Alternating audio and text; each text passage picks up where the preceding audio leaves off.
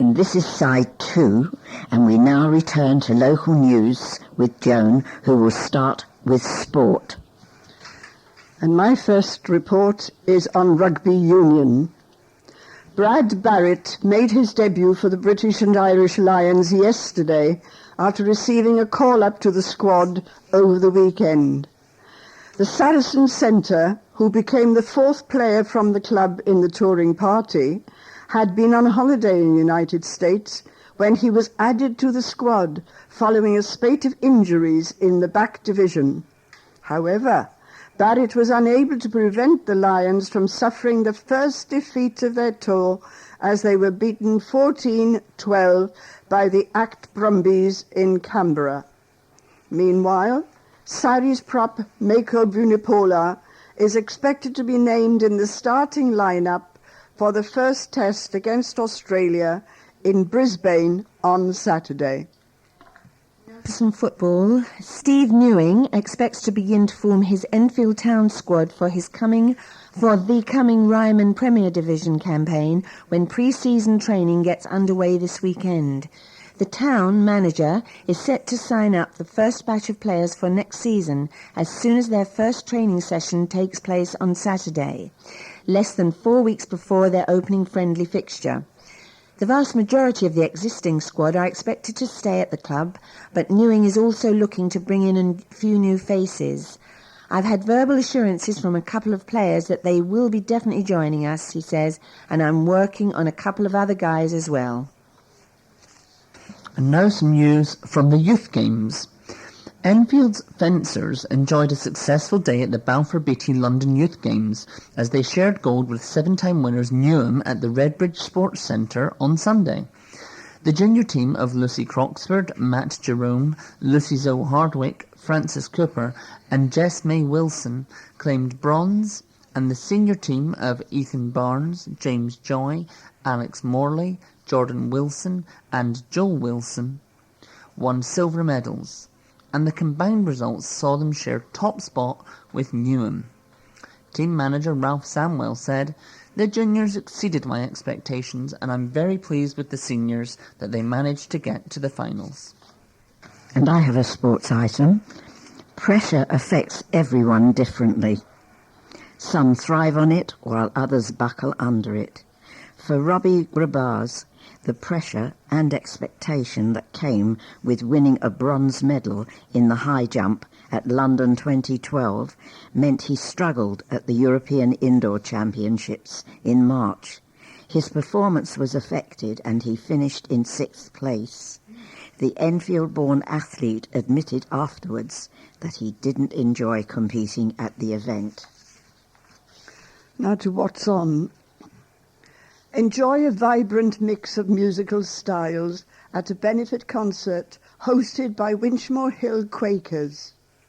Among the performers is Paul Pulati, a singer-songwriter who plays the guitar, harmonica, mandolin and keyboards, covering styles as diverse as folk, country and rock.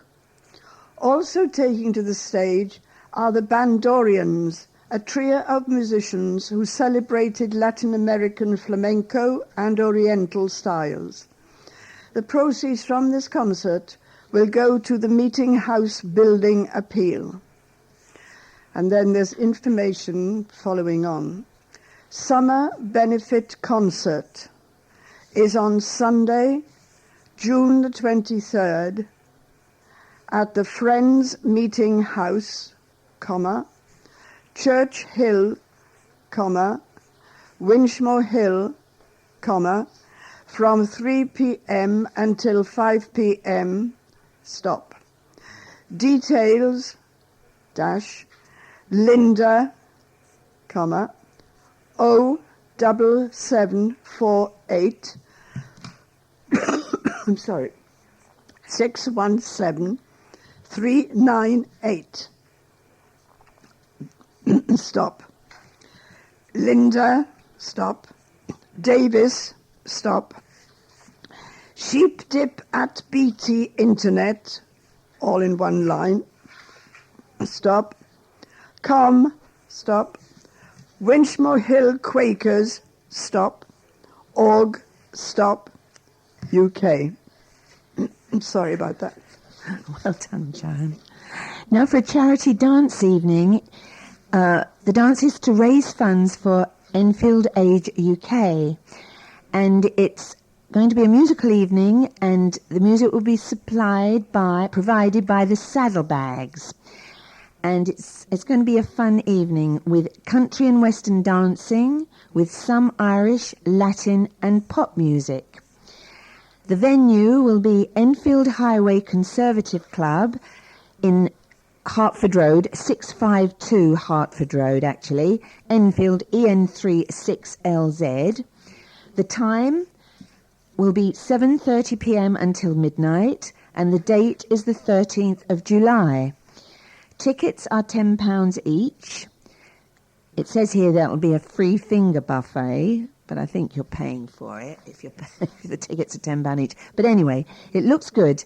And if you wish to have tickets, you call 0208 920 3413 to purchase your ticket, or you can email chris.thomasinstead.co.uk, and all that is in lowercase, okay, for further information.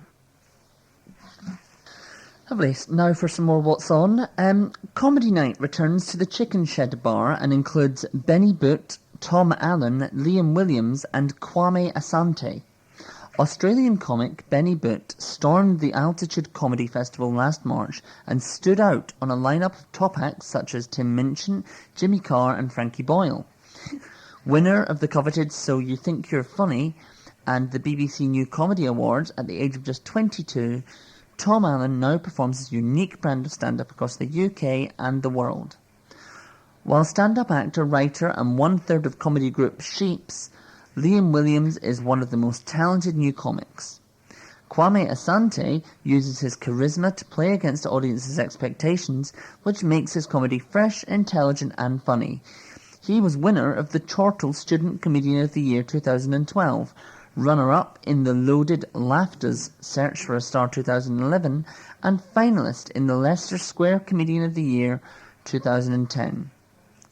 So the Comedy Night is at the Chicken Shed Bar, Chicken Shed Theatre, Chaseside Southgate, on Thursday, June 27th at 8 p.m.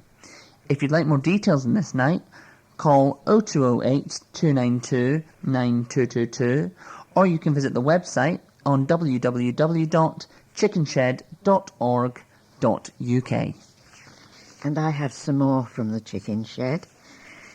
I have Tales from the Shed, which is on the 28th of June to the 6th of July, Friday and Saturday mornings for under sevens, which is, the price is £6. The next one is Joe Collins and Friends, and that's the 6th of July, which is £11. That's live music, pop, soul, funk and rock. The next one is Jazz Shed, which is on the 19th of July, £15/13 in advance. Neil Angili in concert. The next one is Tales Big Day Out, a mini festival for all the family on the 27th and 28th of July, and that one is £8.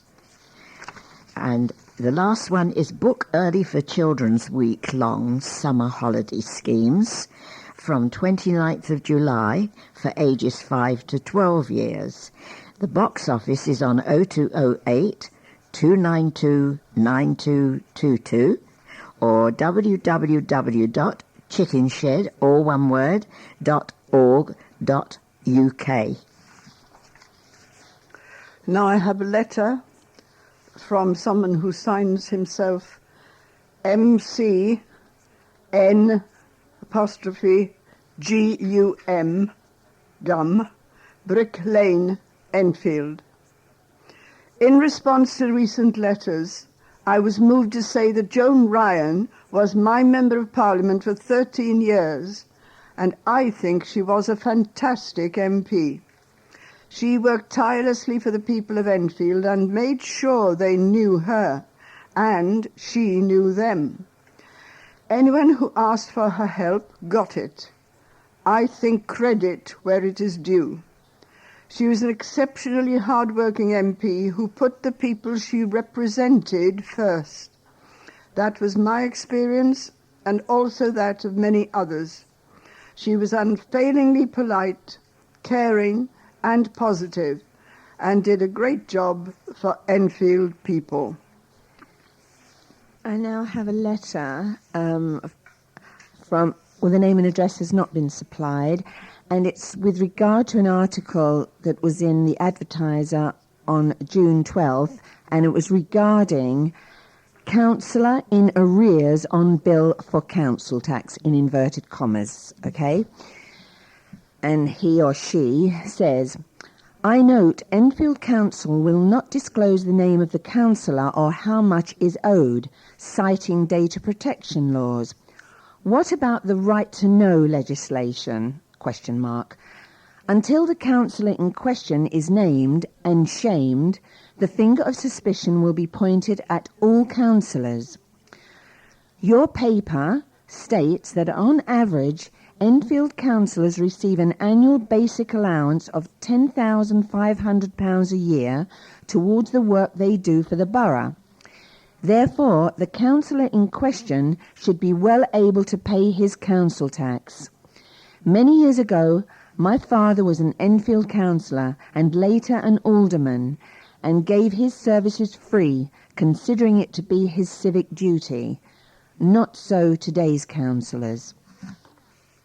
And now a letter from a councillor, maybe not that councillor, Councillor Andrew Stafford, the Cabinet Member for Finance and Property.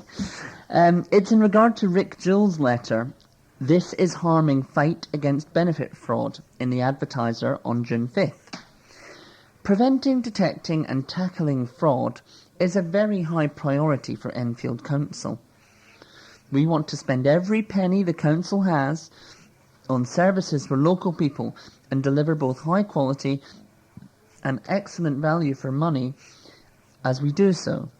So while Mr. Jewell is right to say that we have reduced the number of staff in this area, like many other parts of the council, as austerity measures bite, we have invested heavily to ensure they are focused on the right things, tackling the most significant fraud and bringing much needed resources, for example, illegally sublet council houses, back into use for local people. Our team is nationally recognised for its good work, and we link up with local and national police, other local authorities and the Department for Work and Pensions to ensure we identify fraudsters at the earliest opportunity. Our fraud investigation service has been transformed in the last 3 years, and the borough is a better and safer place for it. And I have another letter singing the praises of Joan Ryan. This one is from Joe Hamilton of Gordon Hill, Enfield. Nick Dubois saying he will save Chase Farm Hospital Accident and Emergency Department, which was in the Advertiser on June the 12th, would be laughable if not so serious for Enfield residents. The closure of the A&E and the maternity unit is as a result of his broken promises and failure. You were right some time ago when you printed the picture of Mr. Dubois with David Cameron and Andrew Lansley on your front page with betrayal, in inverted commas, splashed across it. Joan Ryan was an excellent Member of Parliament for Enfield North for 13 years, and Chase Farm A&E did not close under her watch because she would not let it. I get so fed up with smears and negative campaigning, as I always found Joan to be a hard-working, conscientious MP. The only way to save the NHS and Chase Farm A&E is to vote in Joan Ryan and a Labour government in 2015. Now we're back to general news, and we'll start with this one. An office worker is trying to bridge a fundraising chasm as she aims to raise almost £4,000 to trek through the Grand Canyon for charity. Francesca Zeppelini, 28, of Westfield Close, Waltham Cross, is raising money ahead of her 40-mile walk through the scenic wonder in Arizona, in the US, over 6 days in March next year. She will be walking in aid of Have a Heart, which grants wishes to children with life-threatening illnesses. The trek will finish with a grueling 8-mile ascent and then a night in Las Vegas to celebrate the mammoth effort. Francesca told the advertiser, "It will be a huge challenge, but I know I can do it. To raise £4,000 for charity all in one go will make a big difference. People in my family have had children in hospital, and to give the kids that little break from being there, I think, is really amazing." Francesca has just taken part in the London Moonwalk, hiking 26.2 miles through the capital to raise money for breast cancer research, and intends to stay fit for her grand challenge. The inspiration for the fundraiser came when she heard an appeal for the trek on the radio while at work. The accounts and office manager for a business in Potter's Bar will be raising money by organising cake sales and a race night with friends and family. She said, "My boyfriend likes to organise things with me. The biggest donation so far was £1,000 from his employers. I couldn't believe it." Have a Heart is a charity of national radio station Heart and has organised for 50 people from the UK to go on the trek. A second walk is already in the pipeline due to popular demand. The charity has raised more than £3.4 million since its launch in 2009 through on-air appeals, treks and staging other events. So far, Francesca has raised £1,737 of her £3,850 target. If you wish to donate, do so at www.virginmoneygiving.com. Frances Catpol, I better spell that for you, I think, sorry. Go back to moneygiving.com. Francesca Zoppellini. Francesca is as it said, and Zoppellini is ZOPPELLLINI, and no dot. A new radiotherapy machine capable of pinpoint accuracy is being installed at North Middlesex Hospital. The state-of-the-art £2.85 million TrueBeam linear accelerator is said to be 4 times faster than conventional radiotherapy treatment. The machine was delivered to the hospital in Stirling Way, Edmonton on Saturday and will be installed and tested before being used on the first patients in November. North Mid is the second hospital in the capital to have this revolutionary machine installed, after Harley Street at University College Hospital in central London. It uses X-ray and CT images to identify tumours and track them during treatment so that even small movement, like a patient's breathing, will not affect the beam focusing on a precise spot. Head of radiotherapy, Joan McCaffrey, said, "The linear accelerator will be a tremendous asset to our oncology department. We will be able to treat more patients more quickly with greater precision, making the treatment experience better and improving outcomes." The machine, which is the size of a family car and weighs 5 tons, was installed as part of the Trust's £200 million modernisation programme over the past 5 years. The machine will be used on hundreds of patients a year from Enfield, Barnet, Haringey and beyond. Hospital Chief Executive Julie Lowe added, "This will help us to deliver high-quality cancer treatment to our patients We're proud to have this state-of-the-art system. It's another important step in our modernisation programme. Children had the surprise of their lives when a Kate Middleton look-alike rolled up in a Bentley to have a tea party at their school. Pupils at Osage School in Chaseside Southgate lined the playground ready to greet the UK's official Kate Middleton look-alike, Gabriella Douglas, on Thursday. All 420 pupils took part in a writing competition explaining why they would like to have tea with the Duchess of Cambridge. 6 lucky winners drank pink lemonade and nibbled on cupcakes, while 2 more had the chance to ride in the Bentley with the royal double. Jackie Meyer, literacy coordinator at the school, said, "The children all absolutely loved it. It was a lovely day. We decorated the school with bunting and made flags, and the school orchestra played a fanfare called Olympia. Our dance club also performed for the Kate lookalike, and some other children were selected to hand her a bunch of flowers and a handmade card." Following the event, children were encouraged to discuss the day as part of a big talk programme, and they will write about how they enjoyed meeting Kate. Mrs. Maher added, "This was all about creating an event our children can talk about and become more articulate, as well as practising their writing skills." This is on a more sombre note. Graves are being emptied to make room for the recently deceased, an Enfield Council spokesman has confirmed. Due to the population explosion in Enfield since World War II, and as London expanded outwards, cemeteries in the borough are simply filling up too fast.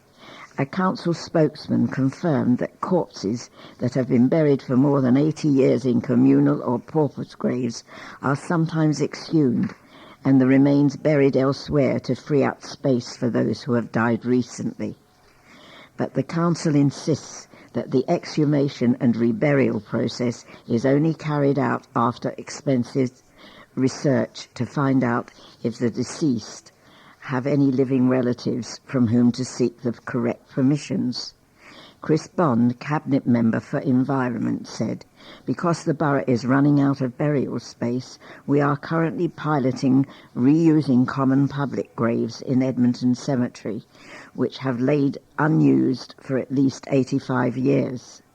We understand the sensitivity of this subject, and we are doing everything that we can to minimise any distress this process may cause to surviving relatives of the people buried in these common graves. Prior to reusing them, we make every effort to notify any surviving next of kin before getting permission from the relevant diocese before reusing the site. If we find any remains during this process, we will treat them with respect and re-inter them." Further evidence of infighting within Enfield Labour Party has emerged following the deselection of a leading councillor. 2 weeks after complaints were made against former Enfield North MP Joan Ryan over her conduct at Southgate Labour Party's annual meeting last Wednesday, Alev Kazimoglu, an Enfield Highway Ward councillor and chairwoman of Enfield Council's Health and Wellbeing Scrutiny Committee, was taken off the list of candidates for next year's local elections by Local Campaign Forum of Labour in Enfield. A letter seen by the Advertiser, which was sent to Mrs. Kazimoglu last Thursday, Tim Lever, Procedure Secretary of the LCF, wrote that the decision was taken following a breach of the candidate's code of conduct at the Highway shortlisting meeting on June the 9th. The letter states that Mrs. Kazimoglu has breached the rule that no financial inducement or inducement in kind may be offered to attempt to secure support, and that no potential candidate or members acting on her or his behalf will interfere with or put under duress any member in regard to how they vote at any stage during the process. The matter has been referred to London Region Labour Party, and Mrs. Kazimoglu is expected to appeal against the decision before an independent panel in the next 2 weeks. The councillor has denied any wrongdoing and called into question the validity of the complaint. She told the Advertiser, "I will not comment on an internal party process. I am focused on doing the job that people of this borough have voted me to do, and the future of our local hospital is my priority." A spokesman for London Labour Party said, "It is not surprising that these elections are highly competitive, with claims and counterclaims of possible breaches of conduct on all sides. London Labour Party is closely monitoring developments to ensure our democratic processes are adhered to." Mrs. Kazimoglu's deselection comes amid further evidence of discontent in the party. Tonight, a faction of members is launching a Labour renewal in Enfield campaign, calling for candidates to reject harassment, bullying and intimidation as campaign tools, and urging a borough-wide campaign to achieve victory for Labour across Enfield. The initiative is supported by 3 of the 5 candidates seeking selection for Labour in Enfield North for the 2015 general election.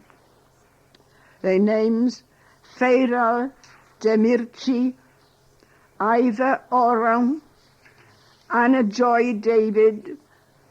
Party members in Enfield North will be selecting the prospective parliamentary candidate at a meeting on Sunday.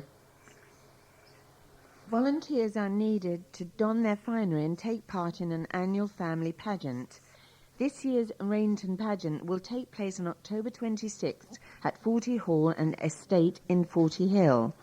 Each year the free event celebrates the life of Sir Nicholas Rainton, who built Forty Hall and was made Lord Mayor of London in 1632. This year there will be a procession from Enfield town to Forty Hall, followed by an evening festival with performances, music and a hog roast at the hall. People are encouraged to dress up as dignitaries and guildsmen for the pageant, which is organised by Enfield Council. Councillor Bambus Charalambus said, "Last year's Rainton pageant was spectacular, and we want this year's to be bigger and better. To take part in the pageant, visit www.fortyhallestate.co.uk or call 0208 363 8196. Those who enter will also have the chance to participate in the Lord Mayor's show in central London on November 9th. We have reached the end of our programme for this week. Thank you for listening. So from the team of Joan, Beverley, and myself, Lilian, with Colin and Cassandra on controls, it's cheerio. Bye. Bye.